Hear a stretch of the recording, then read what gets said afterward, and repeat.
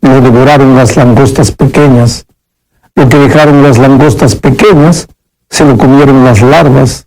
Y lo que dejaron las larvas, se lo comieron las orugas. ¿Tú ves?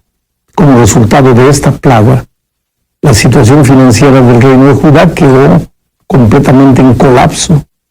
No había nada para comer y para remate llegó la sequía y ellos tuvieron que echar mano hasta de las semillas para alimentarse.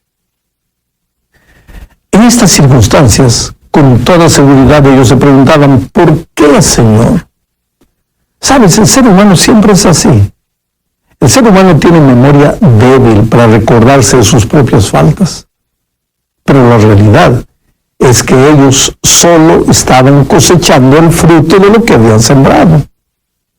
En Deuteronomio capítulo 28, versículos 1, 15 y después del 38 y el 39, encontramos la siguiente advertencia divina. Si realmente escuchas al Señor tu Dios y cumples fielmente todos estos mandamientos que hoy te ordeno, el Señor tu Dios te pondrá por encima de todas las naciones de la tierra. Pero debes saber que si no obedeces al Señor tu Dios ni cumples fielmente todos sus mandamientos y preceptos que hoy te ordeno, vendrán sobre ti y te alcanzarán todas estas maldiciones. Sembrarás en tus campos mucho, pero cosecharás poco, porque las langostas devorarán tus plantíos. Plantarás viñas y las cultivarás, pero no cosecharás las uvas ni beberás el vino, porque los gusanos se comerán tus vides. Y ahora, muchos años después, esta era la triste realidad que Judá, el reino del sur, vivía. Y Dios entonces levanta al profeta Joel para concientizar al pueblo de que todo lo que está sucediendo es consecuencia de haberse alejado de Dios. En la segunda parte de este estudio hablaremos un poco sobre los desastres sobrenaturales, vistos como el castigo divino. Lo primero que necesitamos entender es que Dios es amor. Dios es vida. Ahora, si Dios es el Dios de la vida, no puede originar la muerte. La muerte, querido, es el resultado natural de separarse del Dios de la vida. Cuando alguien decide separarse de Dios, entra peligrosa y osadamente en el territorio de la muerte. Los profetas generalmente le llamaban a la muerte o al proceso de la muerte de castigo divino. Es el lenguaje humano. No hay otra manera de expresar la consecuencia de la loca e insensata decisión humana de tomar el control de la vida en sus propias manos. Le llamamos castigo divino. Hoy vivimos, querido, en un mundo cuyo título de propiedad le fue pasado al enemigo por nuestros primeros padres. Fue solo después que ellos se apartaron del Dios de la vida que aparecieron los cardos, aparecieron las espinas, la enfermedad, la traición, la muerte.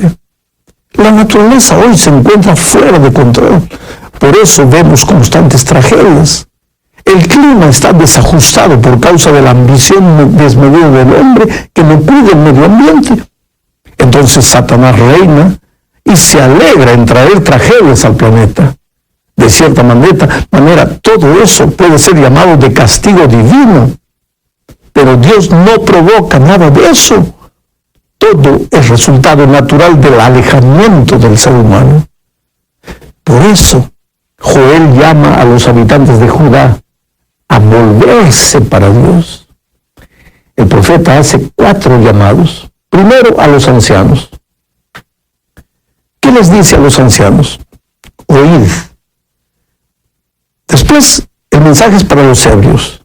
A los ebrios les dice, despertad y llorad.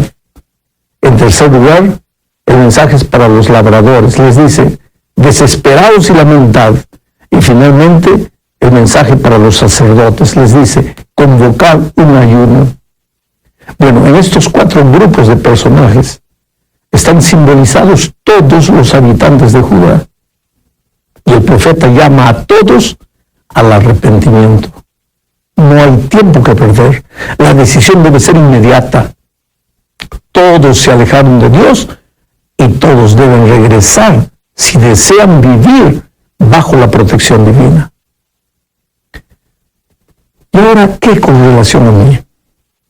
Por ventura, yo estaré de alguna manera sufriendo las consecuencias de haberme separado de Dios. Y tú, oh querido, si estás sufriendo, vuelve, pero vuelve inmediatamente, porque los brazos de Jesús siempre están abiertos, esperando tu regreso.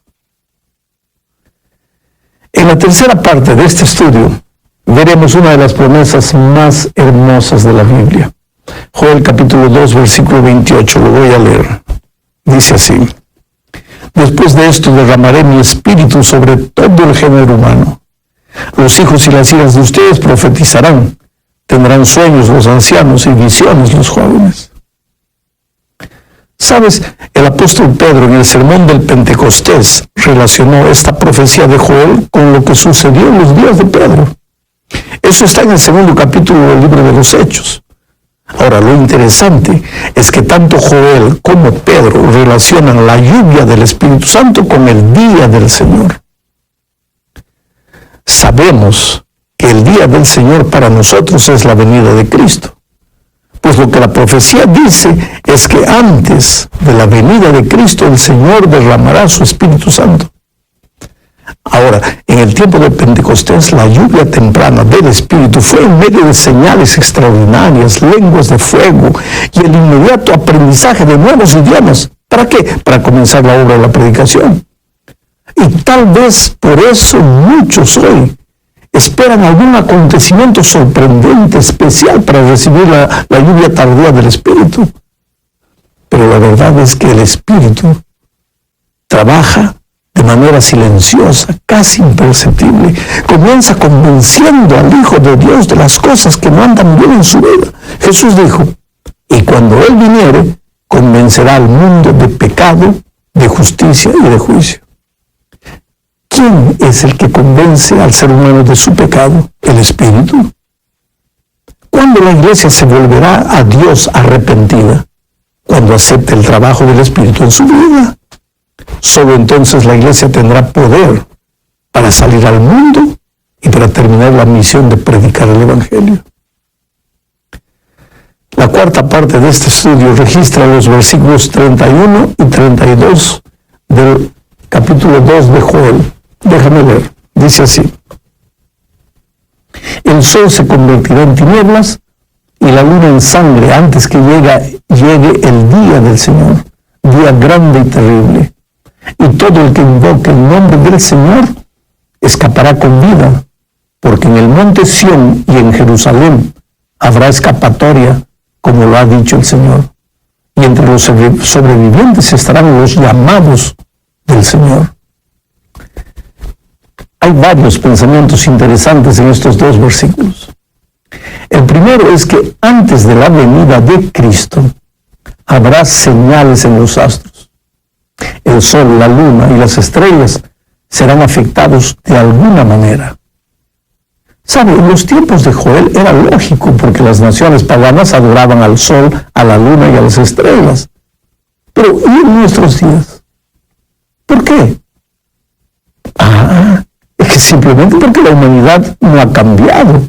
Continúa depositando su confianza en los astros. Los astrólogos, queridos, están clasificados en el grupo de personas que hacen mucho dinero sin esforzarse mucho. Políticos grandes, gente famosa del cinema, millonarios, gente culta, buscan descubrir su destino en los astros. Entonces, antes de la venida de Cristo, el mensaje divino es que todo esto es obra creada, que no soluciona nada. ¿De dónde viene la salvación? ¿De los astros? No. Joel responde, todo el que invoque el nombre del Señor escapará con vida, porque en el monte Sión y en Jerusalén habrá escapatoria, como lo ha dicho el Señor, y entre los sobrevivientes estarán los llamados del Señor. Este es el segundo pensamiento. Solo en Jesús hay salvación. Y el instrumento que Él usa para llamar a sus hijos de todos los rincones de la tierra es Sión. ¿Qué significa Sión? ¿A qué simboliza Sión? Para Para saber eso es necesario saber qué cosa era Sión en el Antiguo Testamento. Veamos. De acuerdo con el texto que acabo de leer, Sión es el lugar donde Dios quiere juntar a sus hijos que están esparcidos por todos los rincones del mundo. ¿Cuál es el lugar donde Dios dice hoy que si estuvieran 2 o 3 reunidos en su nombre, allí estará Él? ¿Cuál es ese lugar? La iglesia. Bueno, vamos a otro texto. Salmo 132, versículo 13 dice: el Señor ha escogido a Sión. Su deseo es hacer de este monte su morada. Bueno, yo pregunto, ¿cuál es el lugar de la morada de Dios en esta tierra? La iglesia. Pero vamos a un último versículo. Isaías capítulo 2, versículo 3 dice: muchos pueblos vendrán y dirán, vengan, subamos al monte del Señor, a la casa del Dios de Jacob, para que nos enseñe sus caminos y andemos por sus sendas. Porque de Sión saldrá la enseñanza, de Jerusalén la palabra del Señor. Y yo te pregunto, ¿dónde se enseña hoy la palabra de Dios? Efectivamente, en su iglesia. O sea, Dios está hoy llamando a todas las personas para su iglesia. Inclusive la palabra eclesía en griego, que da origen a la palabra latina iglesia, significa los que fueron llamados. La iglesia, la eclesía, está formada hoy por los que aceptan el llamado de Dios. Yo te pregunto, ¿tú ya aceptaste el llamado? Cuando el día del Señor llegue, ¿dónde estarás tú? ¿En la iglesia o fuera de ella? Llegamos ahora al fin de la lección. El capítulo 3 es un capítulo lleno de esperanza. Veamos lo que dicen los versículos 1 y 2. Capítulo 3 de Joel dice: en aquellos días, en el tiempo señalado, cuando restaure yo la suerte de Judá y de Jerusalén, reuniré a todas las naciones y las haré bajar al valle de Josafat. En aquel día, ¿qué día? Antes de la llegada del día del Señor, en los días del derramamiento del Espíritu Santo de la iglesia, en los días en que el pueblo se arrepienta y arrepentido, su iglesia arrepentida, se haya vuelto a los brazos de Dios y Dios la haya restaurado. En esos mismos días, todas las naciones serán juntadas para el día del juicio. Ahora mira, Apocalipsis presenta este cuadro con otras palabras. Voy a leer aquí. Apocalipsis capítulo 16, versículos 12 al 14 dice: el sexto ángel derramó su copa sobre el gran río Éufrates y se secaron sus aguas para abrir paso a los reyes del oriente. Y vi salir de la boca del dragón, de la boca de la bestia y de la boca del falso profeta 3 espíritus malignos que parecían ranas. Son espíritus de demonios que hacen señales milagrosas y que salen a reunir a los reyes del mundo entero para la batalla del gran día del Dios Todopoderoso. Estos reyes del oriente son Cristo y los millones de ángeles que vienen a llevar al pueblo de Dios. Pero mientras ese día no llegue, Satanás con 3 mensajes falsos reunirá a las naciones para la gran batalla final. Percibe esto. Dios hoy está reuniendo a sus hijos, llamándolos a través de los 3 mensajes angélicos verdaderos de Apocalipsis 14. Los está reuniendo en su iglesia, pero al mismo tiempo el enemigo de Dios inventa 3 mensajes falsos. Dios reúne a su pueblo en Sión, que es su iglesia, mientras el enemigo reúne a las naciones en el valle de Josafat, que simbólicamente es el valle del Armagedón. ¿Y para qué? Para la gran batalla del día del Señor. Solo que eso no le sirve de nada, porque esa batalla ya está vencida por Jesús. La salvación de los que aceptaron el llamado ya está garantizada. Y mira lo que sucederá. Está en Apocalipsis capítulo 6, versículos 12 al 17.